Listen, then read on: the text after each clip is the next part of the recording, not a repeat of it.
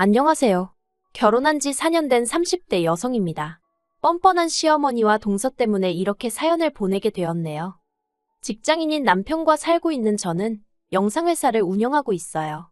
원래는 남편과 같은 직장을 다니던 사이였는데 회사가 사내 커플에 호의적이지 않다 보니 한창 연애를 하던 중에 제가 회사를 나왔거든요. 언젠가 제 사업을 해보고 싶은 욕심도 있었기 때문에 직장을 관두는데 큰 미련 같은 건 없었어요. 어디서든 자기 하기 나름이라니까 이참에 사업도 해보고 경험을 쌓는 거라고 생각했지요.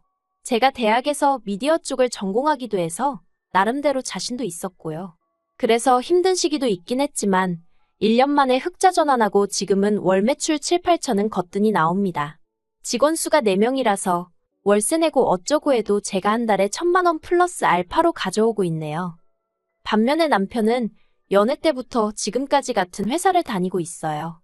남의 일을 폄하하고 싶지는 않지만 9시까지 출근해서 5시면 퇴근하는 부서라 체력적인 면에서는 저보다 편할 거예요. 본인도 그렇게 생각하는 눈치고요. 하지만 제가 이렇게 사연을 쓰게 된 결정적인 이유는 남편 때문이 아닌 시댁 식구들 때문입니다. 아버님은 공직에 계시다 은퇴를 하셨고 어머님은 평생을 전업주부로 사셨어요. 그래서 아이 낳고 키우는 게 여자의 최고 미덕이라고 생각하시는 분이지요. 그래서 처음 제가 결혼 허락을 받기 위해 인사를 드리러 갔을 때 제가 사업을 한다는 소리를 듣고 꽤나 불편한 기색을 내비추셨습니다. 하지만 나중에 식을 올리고 난 이후로는 누구보다 저를 자주 불러내셔서 이거 해달라 저거 해달라 요구가 많으신 분이셨지요. 그리고 시동생은 솔직히 제 주변에 시동생 같은 사람은 없었어요. 자기 미래에 대한 계획도 생각도 없어 보였거든요. 그래도 집신도 짝이 있다더니 시동생도 장가를 가긴 가대요. 시동생과 결혼한 동서도 겪어보니 시동생과 별반 다르지 않게 어처구니가 없는 여자였지만요. 아무튼 시동생은 어머님을 닮은 건지 인내심도 없고 끈기도 없어 한 직장에 진득하니 붙어있질 못하더라고요. 그런 와중에 씀씀이는 또 어지간히 컸고요. 그래서 제가 남편과 결혼하고 난 이후로 어머님과 마찬가지로 저에게 이것저것 해달라고 바라는 게 참으로 많대요. 그리고 부끄러운 말이지만 저는 어머님이나 시동생의 행동이 철딱서니가 없고 잘못된 것을 알았으면서도 처음엔 좋은 며느리, 착한 형수 소리가 듣고 싶어서 그런 부탁을 제대로 거절하지 못했어요. 그러나 날이 갈수록 두 사람의 요구는 지나쳐만 갔고 도무지 안 되겠다 싶어서 언젠가부턴 제가 전화를 피한다던가 고의적으로 거리를 두기 시작했지요. 그러다 결혼한 지 2년이 좀 넘었을 때였습니다. 건강검진차 들린 병원에서 아무래도 자궁 쪽에 문제가 있는 것 같다는 소견을 듣게 되었고 찝찝한 마음에 여러 가지 검사를 받게 되었는데 난임이라는 청천벽력과도 같은 소식이었지요. 그 소리를 듣고는 정말 다리가 후들거리고 하늘이 무너지는 기분이었어요. 결국 며칠 동안 누구한테 말도 못하고 끙끙 앓다가 남편에게 눈물을 흘리며 고백했습니다. 그런데 남편이 보여준 반응은 뜻밖이었어요. 솔직히 남편이 이혼하자고 하면 이혼해줘야지 그런 극단적인 생각까지 하고 있었는데 남편은 아이가 없으면 어떻냐고 우리 둘이 행복하게 잘 살면 되는 거 아니냐고 하대요. 남편의 따뜻한 말이 얼마나 큰 위로가 되었는지 몰라요. 하지만 시부모님은 남편과는 영 다른 반응을 보이셨습니다. 특히 어머님께서는 제가 마치 해도 못 갖는 몸으로 남편과 시댁 식구들을 속이고 시집을 왔다는 식으로 절 매도하셨어요. 난임과 불임은 다르다고 몇 번을 설명해드려도 전혀 들으려 하지 않으셨고요. 어찌나 어머님께 시달렸는지 오죽하면 어떻게든 보란듯이 애를 가져야겠다는 생각이 다 들대요. 그래서 남편에게 난임병원에 가자고 했습니다. 인공수정이든 시험관이든 한번 해보자고요. 그런데 남편은 자연적으로 생기면 모를까 인위적으로 아이를 만들고 싶지는 않다는 말도 안 되는 소리를 해대며 병원에 가기를 거부했어요. 결국 남편과 한 달 가까이 난임병원에 가보는 것으로 실랑이를 하다가 이혼 아내만의 소리까지 나오며 싸우게 되었습니다. 이혼 이야기를 먼저 꺼낸 건 다름 아닌 바로 저였어요. 어머님의 말도 안 되는 비난과 구박에서 저를 제대로 지켜주지도 못하면서 남편의 비협조적인 태도에 치사하단 생각이 들었거든요. 그런데 이혼 소리가 나오고 나니까 그제서야 남편이 아주 죽상을 하고 병원에 가겠다 하대요. 그런데 병원에서 어처구니 없는 사실을 알게 되었습니다. 저는 그나마 난임이었지만 남편이 아예 불임이더라고요. 그리고 더 황당했던 건 남편은 어느 정도 자기 상황을 알고 있던 눈치였다는 거예요. 무슨 일 때문이었는지는 끝끝내 말해주지 않았기에 확실히는 모르지만 모종의 이유로 저와 결혼 전 비뇨기과에서 이런저런 검사를 받게 되었는데 그때 불임이란 얘기를 들었답니다. 그런데 저랑 연애를 하면서 보니까 제가 애를 그다지 좋아하는 것 같지도 않고 그래서 결혼하고 어느 정도 타이밍을 보다가 솔직히 털어놓을 참이었다나요. 그러면 제가 이해해줄 줄 알았다면서요. 저는 남편의 변명 같지도 않은 말에 정말 크게 화를 냈어요. 하지만 남편은 어차피 저도 아이를 갖기 힘든데 뭐가 그렇게 서운하고 화가 날 일이냐며 오히려 저를 속 좁은 사람 취급을 하더라고요. 왜 드라마나 영화에서 인물들이 황당하면 입을 떡 벌리잖아요. 제 표정이 딱 그랬을 거예요. 남편의 태도가 어찌나 뻔뻔한지 할 말을 다 잃었다니까요. 그리고 한편 이혼도 이혼이지만 한시라도 빨리 시댁에 남편의 불임 소식을 알리고 싶은 마음이었습니다.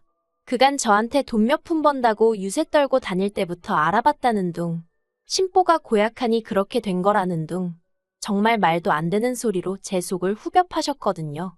그래서 까놓고 말해서 어머님이 이 소식을 듣곤 어떤 표정을 지으실지, 무슨 말씀을 하실지 궁금해 미칠 지경이었네요.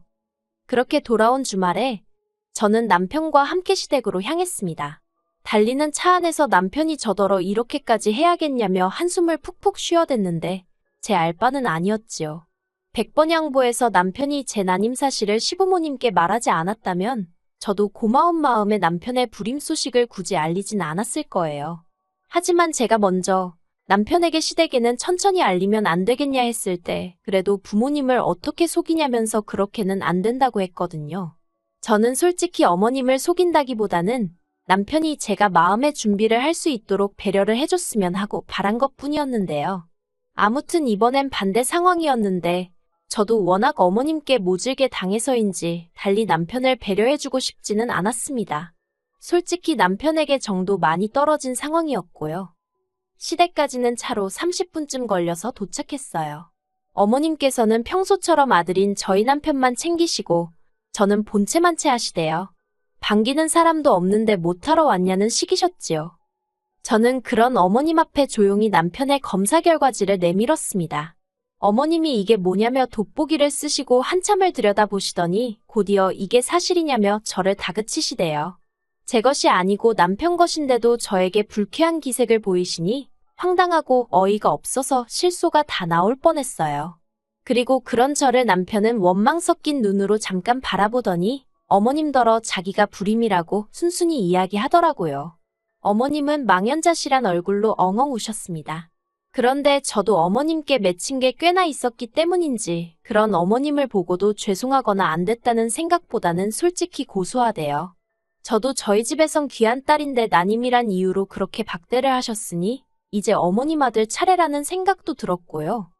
남편의 불임 사실이 밝혀진 이후로 저희의 관계는 솔직히 예전 같지 않아졌어요. 그간 서로에게 했던 안 좋은 말들이 화살이 되어 돌아왔기 때문이지요. 그래도 남편도 저도 더 이상 이혼 소리를 입에 올리진 않았습니다. 두 사람 간에 어떤 사랑이 남아있었다기보다는 서로 양쪽 부모님께 더 이상의 불효는 하지 말자는 쪽으로 의견을 모았거든요. 그래서 그냥 안 좋은 감정은 한 곳에 묻어두고 서로를 힘들게 하지 않는 선에서 같이 살게 되었네요. 한편 그런 와중에 시동생이 띠동갑인 어린 여자랑 결혼을 했어요. 저랑도 나이 차이가 제법 나다 보니 제 눈에는 그저 귀엽게만 보였지요. 그리고 그런 동서가 임신을 했을 때였습니다. 사실 동서의 임신이 저에게 기쁘기만 한 소식은 아니었어요. 물론 동서가 임신을 했다는 사실 자체는 반가웠지만 어머님이 보이신 태도 때문에 마냥 기쁘지만은 않았다는 거예요. 동서가 임신을 한 이후로 어머님은 동서를 무슨 상점 모시듯 하고 예뻐서 어쩔 줄 몰라 하셨습니다. 심지어 몇 달 전 김장을 할 때도 동서는 임신이라 못 온다며 사업 때문에 출장을 가야 하는 저한테 출장을 미루고 김장을 하러 오라시대요. 참고로 저희 시댁은 원래 김장을 안 해먹는데 동서가 김장김치가 먹고 싶다고 하니까 어머님이 그럼 김장을 하자며 판을 벌리시려는 상황이었어요. 그러니 저로서는 가뜩이나 어이가 없었는데 출장까지 미뤄라 마라 하시니까 정말 언짢더라고요. 그리고 제가 아무리 대표라고 해도 일정을 제 입맛대로 조정할 수 있는 것도 아니었고요. 그래서 어머님께 정김장을 하셔야겠으면 제가 되는 날짜에 하시라고 말씀을 드렸습니다. 하지만 어머님은 제가 시애미 말을 귓등으로 듣는다 어쩐다 하시며 기어이 당신 고집대로 당신 편하신 날에 하시더라고요. 그리고 당연히 저는 못 갔어요. 그랬더니 저 때문에 당신만 개고생을 했다면서 김치도 동선에만 딱 챙겨주시더라니까요. 솔직히 김장김치 그거 저도 친정에서 가져다 먹으면 되니까 안 주셔도 그만이에요. 하지만 어머님이 유치하게 행동을 하시니까 시쳇말로 치사하고 더럽다 싶었지요. 말이 나왔으니 말이지만 어머님은 저와 동서를 날이 갈수록 대놓고 차별하셨어요. 다 함께 음식을 먹을 때도 동서가 좀 잘 먹는다 싶으면 모든 반찬을 그쪽으로 밀어주시대요. 그리고 언젠가부터 동서도 그런 어머님의 특별 대우를 조금씩 즐기는 눈치였습니다. 말로는 미안하다 하면서도 제가 음식하고 설거지하는 동안 어머님하고 같이 소파에 앉아 TV를 보며 아무 일도 하지 않았거든요. 제가 하는 말은 임신한 동서가 저와 똑같이 일을 해야 한다는 게 아니에요. 동서가 못하면 시동생이 할 수도 있는 거고 적어도 저만 할 필요는 없는 거란 이야기지요. 그런데 언젠가부터 어머님의 주도하에 집안 분위기가 모든 자빌은 제 몫이 되어가더라니까요. 그래서 한 번은 어머님 아버님 보시는 앞에서 남편한테 고무장갑이랑 앞치마 벗어주고 당신이 하라 했습니다. 왜 매번 이 집에 오면 나만 일을 하는 거냐고 아주 어머님이고 아버님이고 시동생이고 동서고 전부 다 들으라고 소리를 지르면서요. 그러다 제가 정말 폭발하게 된 건 얼마 전 어머님이 하신 황당한 말씀 때문이었어요. 동서가 산후조리원에 가고 싶어 하는데 앞서 말씀드렸다시피 시동생은 진득하니 일을 하는 인간도 아니고 그렇다 보니 모아놓은 돈이고 뭐고 없어요. 말이 나와서 말이지만 그런 남자 뭘 보고 동서도 시집을 온 건지 물론 저라고 아주 성공적인 결혼 생활을 하고 있는 것도 아니니 제가 할 말은 아닌 것 같기도 하네요. 아무튼 시동생의 재정 상태가 좋지 않다 보니 동서가 가고 싶어하는 산후조리원은 버거운 모양이었습니다. 그런데 어머님이 저더러 그 산후조리원비를 대신 내주면 어떻겠냐고 하시는 거예요. 당연히 저는 싫다고 했어요. 제가 그걸 왜 내줘야 하냐고 오히려 반문을 했지요. 그러자 어머님께서 하신다는 말씀이 그럼 그 돈 다 벌어서 뭐 할 거냐입니다. 저희는 어차피 애도 안 생길 텐데 늙어 죽어서 그 돈 다 싸들고 갈 거냐면서 시동생 내외하고 나눴으면 좀 좋냐는 거예요. 어이가 없어서 제 어머님더러 남 좋은 일 시키려고 밤낮으로 발에 물집 잡히게 뛰어다니며 일군 사업이 아니라고 쏘아붙였어요. 그런데 거기서 동서가 비위가 상했는지 한마디 하더라고요.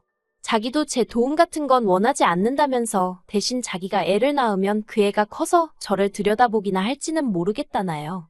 어이가 없어서 시조카한테 도움 안 받아도 된다고 그렇게 궁색하게는 안 산다고 받아쳤습니다. 하지만 동서는 계속해서 자식이 어쩌고 하면서 저를 빈정대기 바쁘대요. 정말이지 얼마나 불쾌하던지 더는 자리를 지키고 있을 수가 없었습니다.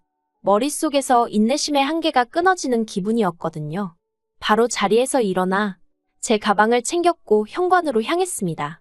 그런데 이렇게 나가면 할 말도 제대로 못하고 나가는 거니 제가 금방 후회하게 생겼대요.